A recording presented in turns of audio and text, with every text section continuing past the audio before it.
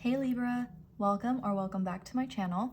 This is Jen with Lighthouse Oracle, and I am bringing you the energy check-in for this week. This is for the last week of January. Woo, how time flies. But this reading is good for all the way to the end of the week. Whenever you decide to watch or you come across this video, there may be a message for you. So we're going to start with the tarot cards to give me an idea of what your energy is looking like at this moment. And then we're going to go into the oracle cards for any additional messages and advice. So let's move these to the side for now. And let's see what your energy looks like, Libras. I hope you're all having a great week. Taking some time to rejuvenate. There's a full moon tomorrow. It's all good things, a good time to release, start anew. The first full moon of the year, good chance and good opportunity.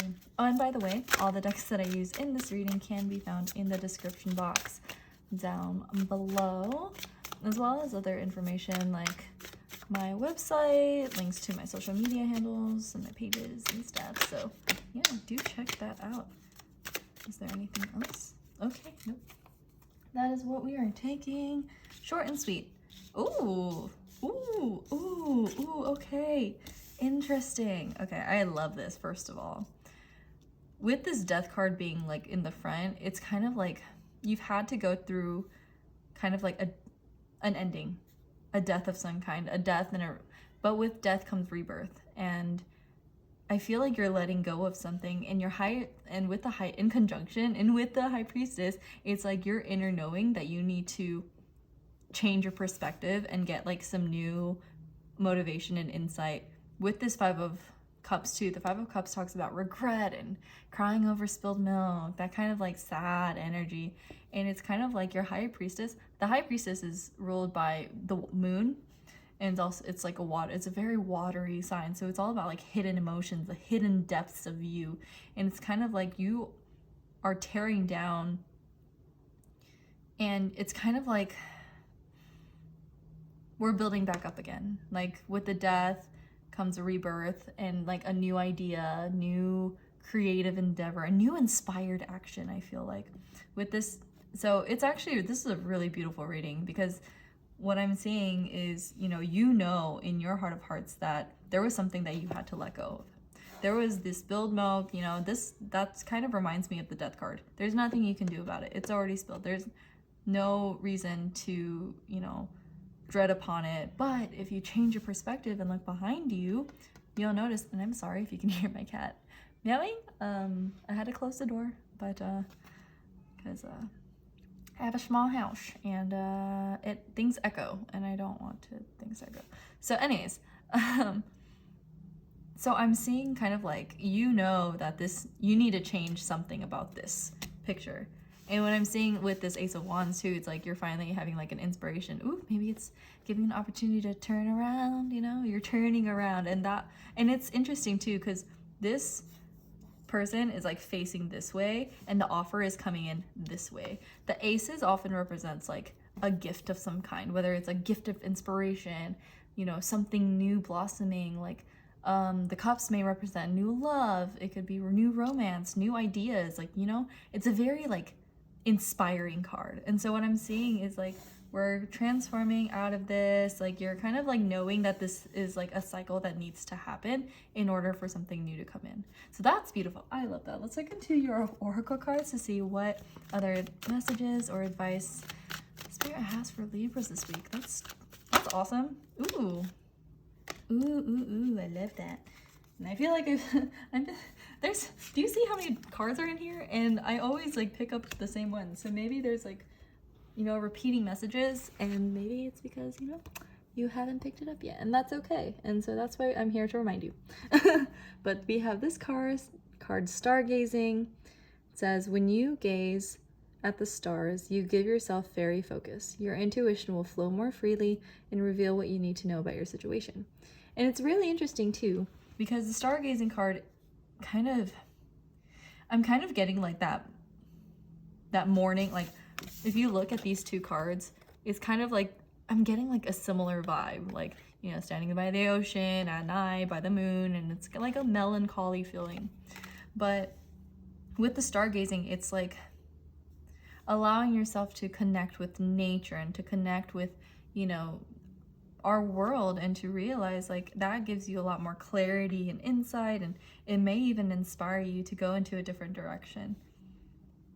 And like it says your intuition will flow more freely when you're like in that place of peace, in that place of, you know, not so much mourning, because this person, although it's similar energies in that melancholy, like introspective way, they're focused on like down here, like these spilled cups, right? And she is looking like beyond the horizon, like on this, she's stargazing, right? She's looking at the stars, she's looking at, you know, the bigger picture. And I've kind of, that's like basically what I'm getting, is to look at the bigger picture, not what you're looking at right now, but the bigger picture. So that's beautiful. I love that. And if you need a stargaze, oh, we have a full moon. Maybe this is, and look at that, a full moon. Maybe it's an opportunity for you to do a full moon ritual.